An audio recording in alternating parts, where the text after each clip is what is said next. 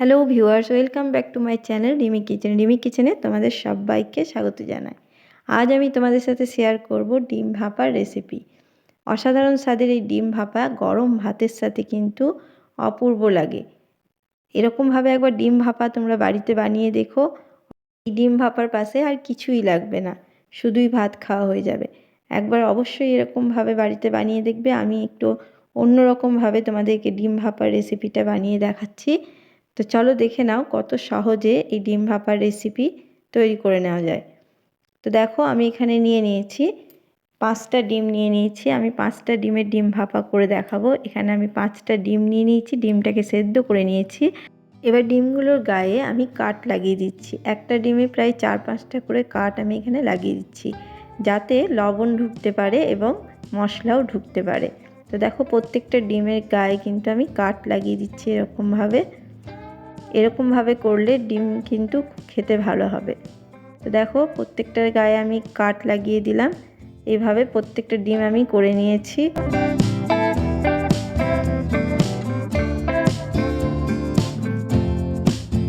আমি সমস্তটা করে নিলাম। এরপর আমি এখানে দেখো এখানে নিয়ে নিয়েছি এটা। এরপর আমি এখানে নিয়ে নিয়েছি কড়াইয়ের মধ্যে আমি অল্প একটু তেল নিয়ে নিলাম।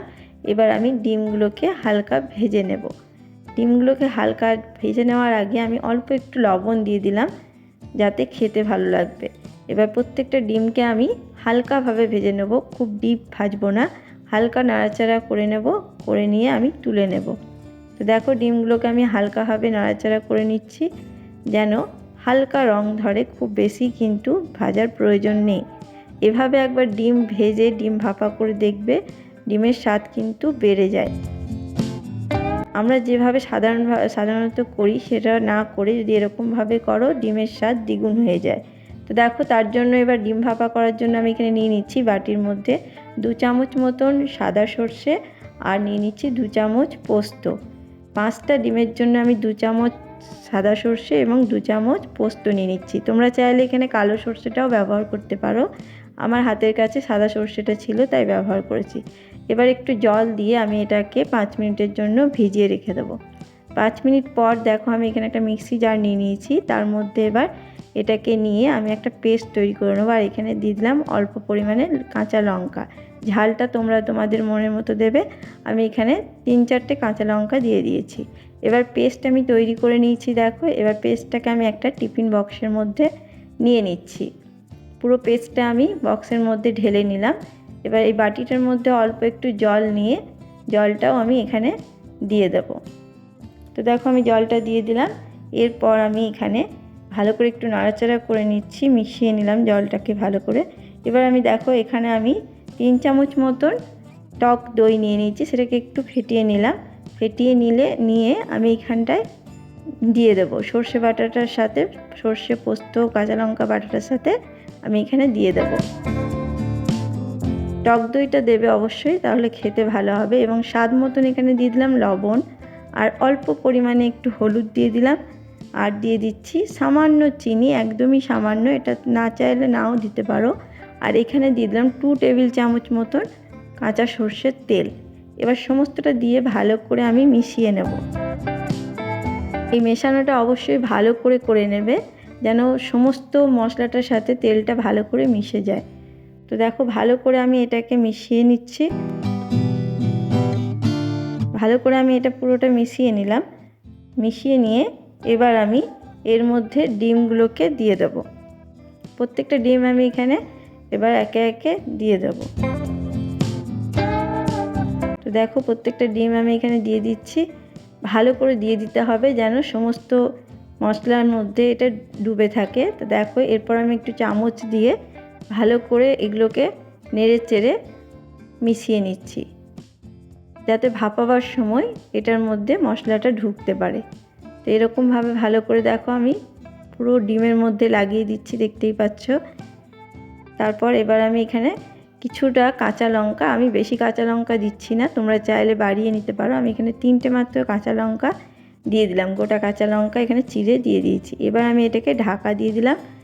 ঢাকা দিয়ে এবার আমি এই দিকটায় দেখো গরম জল চাপিয়ে দিয়েছিলাম, জলটা গরম হয়ে গেছে।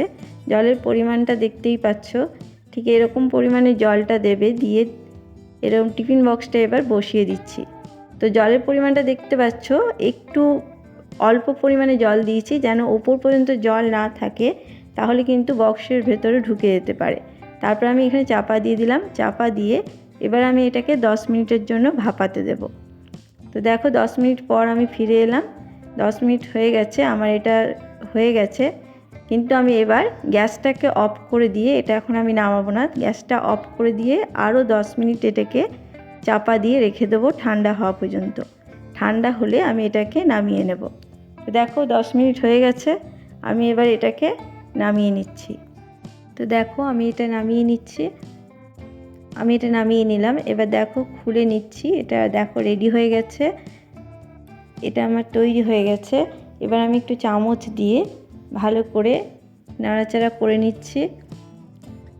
এরপর আমি এখানে অল্প পরিমাণে আবারও কাঁচা সর্ষের তেল দিয়ে দেব। 1 টেবিল চামচ মতন কাঁচা সর্ষের তেল দিয়ে দিলাম। এটা তোমরা চাইলে দিতেও পারো, নাও দিতে পারো। তো আমি এটাকে দিয়ে তারপর আরও একটু নাড়াচাড়া করে নিচ্ছি। এটা আমার পুরো রেডি হয়ে গেছে। দেখতেই পাচ্ছ কত সুন্দর এটা হয়েছে। ডিম ভাপাটা কিন্তু গরম ভাতের সাথে অপূর্ব স্বাদের লাগে। এই ডিম ভাপার রেসিপি গরম ভাতের সাথে কে কে খেয়েছো আমাকে অবশ্যই কমেন্ট বক্সে জানাবে। আমার কিন্তু খুব ভালো লাগে এই ডিম ভাপার রেসিপিটি গরম ভাতের সাথে খেতে। তোমাদেরও যদি গরম ভাতের সাথে এই রেসিপিটা ভালো লাগে আমাকে অবশ্যই কমেন্ট বক্সে জানাতে ভুলবে না। আশা করছি তোমাদের ভিডিওটা খুব ভালো লেগেছে। যদি ভালো লাগে অবশ্যই লাইক, শেয়ার, কমেন্ট করে দিও এবং সাবস্ক্রাইব করে দিয়ে আমার পাশে থাকার অনুরোধ রইল। যেসব বন্ধুরা আমার ভিডিওটা প্রথম দেখছো তাদের কাছেও অনুরোধ রইল সাবস্ক্রাইব করে দিয়ে পাশে থাকা বেল আইকনটি অবশ্যই টিপে রাখবে, তাহলে আবার নতুন কোনো রেসিপি দিলে নোটিফিকেশন পৌঁছে যাবে। সবাই ভালো থাকবে।